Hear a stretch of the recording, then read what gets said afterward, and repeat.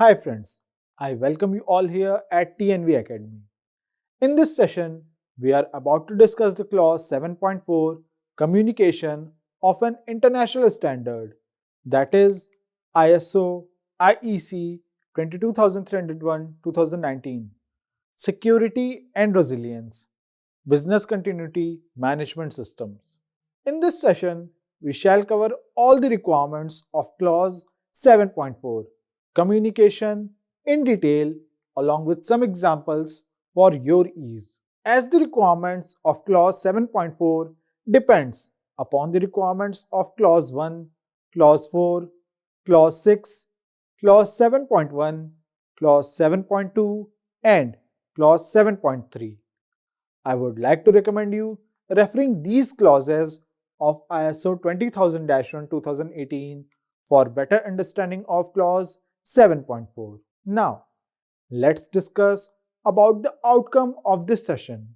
After completing this session, you will be enabled to determine the internal and external communication relevant to the BCMS, including on what it will communicate, when to communicate, with whom to communicate, how to communicate, and who will be responsible for the communication. Now, coming to the mandatory documentation requirements under this clause 7.3 of ISO 22301-2019. According to the clause, there is no documented information required to meet the requirements of the standard. Let's discuss the clause 7.4 of ISO 22301-2019, Communication. Let me firstly read the requirement of clause 7.4, Communication.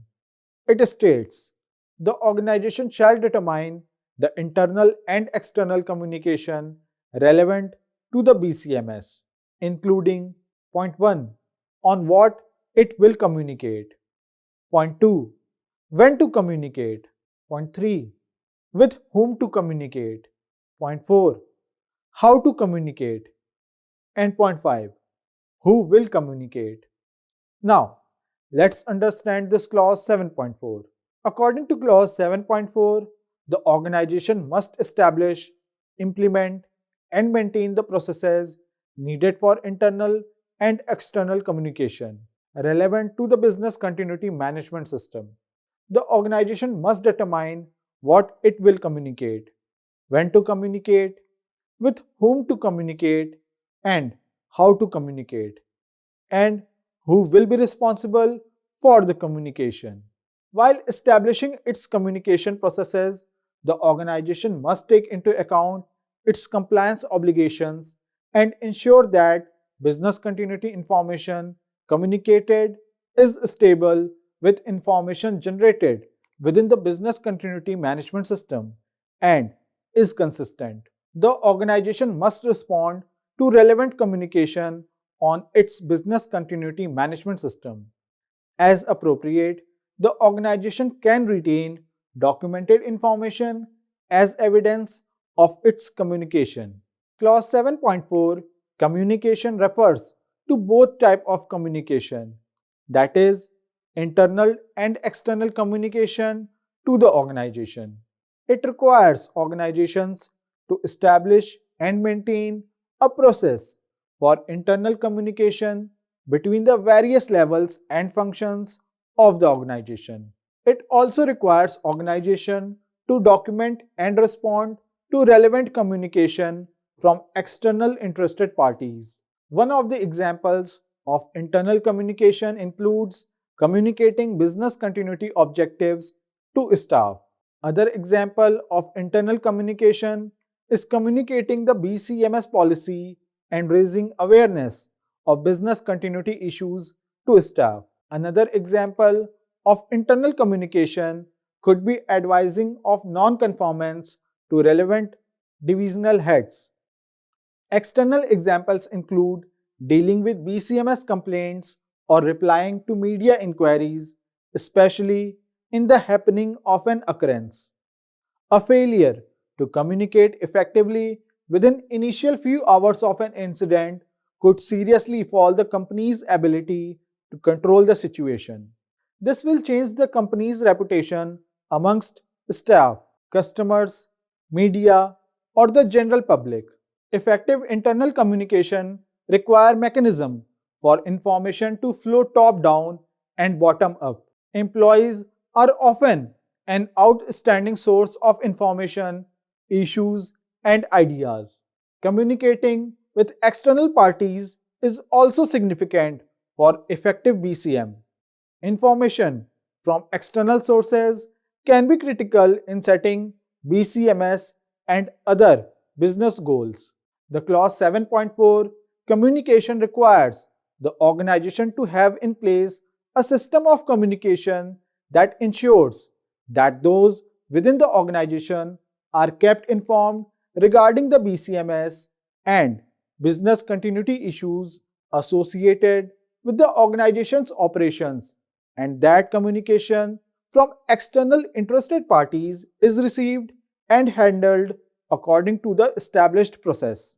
Communication of the BCMS policy will also form an important part of internal communication, as a key part of the communication program will involve making sure employees understand the BCMS policy. In order to develop effective processes for internal and external communication, it is useful to have clear understanding of what is encompassed by the terms internal communication and external communication, and what the ultimate goal is of such processes. The key to achieving the goals of internal communication in a BCMS is to develop a two-way communication pathway: communication from top management and communication from line workers who are most familiar with BCMS issues at the organization.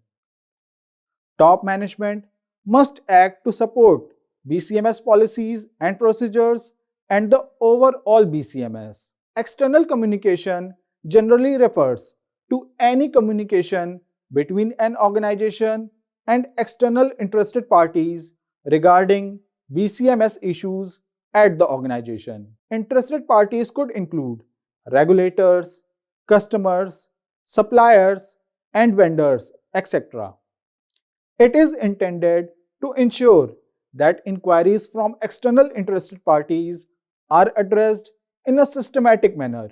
To successfully implement a closer working relationship between the BCMS manager and the communication or public relations department will be required to ensure that a response is given that is technically correct and properly communicated. The key to creating an effective communication program is to involve as many employees as possible in the BCMS process.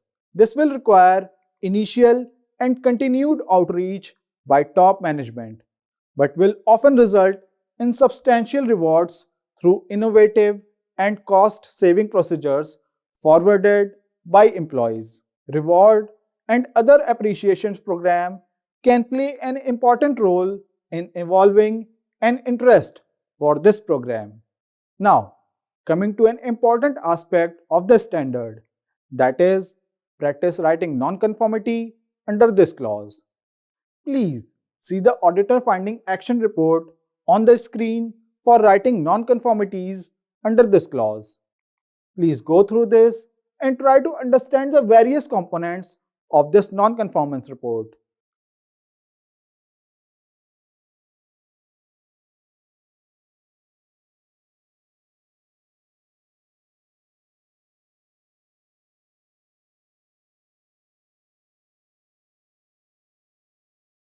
So friends, it was about the clause 7.4 communication of ISO 22301 2019.